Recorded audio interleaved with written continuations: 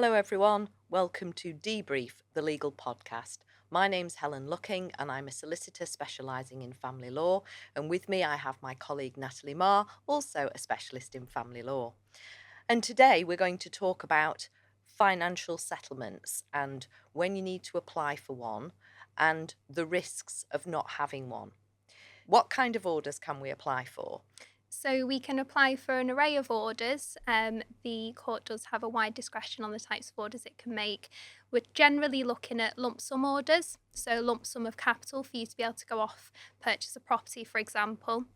Pension sharing orders, as the name suggests, that's an order against your pension.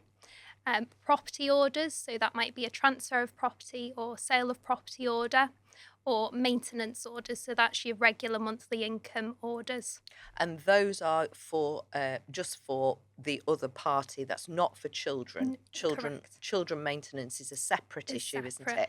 That's dealt with by the Child Maintenance Service. hmm Yes, yes. So what do you think the risks are of not having a financial order? Because I think we're finding, aren't we, that more and more people are applying for a divorce online, hmm and then they're not sorting out really the most important bit, which is to get a financial settlement and to encompass that into an order for the courts. hmm And there are reasons, aren't there, why we do that? We do that so that it's a legally binding order. Yeah. So if we don't have a financial order, is that a problem for clients? The difficulty with not having a financial remedy order, so it's all well and good having agreement between you as to how you've divided the assets, but until you actually have a sealed approved order from a judge that ratifies that agreement for you, you don't have certainty as to the financial claims now or in the future. What we mean by that is if you, say, for instance, won the lottery and you don't have a financial remedy order, there remains a risk that your ex-partner could come back and try to have a piece of that pie, so to speak. There are also some certain tax implications that can arise if you haven't had a financial remedy order that, for instance, records a transfer of property or a sale of property. Or transfer of certain assets.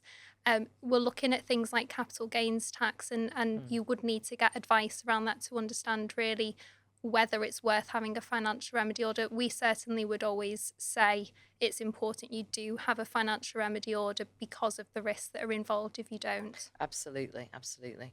So, yeah, we would always recommend clients, if Mm. they do their own divorce, that they still seek independent legal advice from a family solicitor Mhm. about the financial aspects of the divorce. Because, as Natalie says, it's all well and good reaching an agreement with your spouse or your ex-spouse, but if you don't actually put that into a court order with those magic words, Mhm. in full and final settlement, there's a risk that somebody could, the other party could come back for more money in the future when you least expect it, when you've moved on with your life, and perhaps, as Natalie has said, because you've won the lottery or you've inherited some money. So it's really, really important that divorce is not the whole picture. You need to also deal with the finances, and for that, that's the bit that what you really do need to take some legal advice.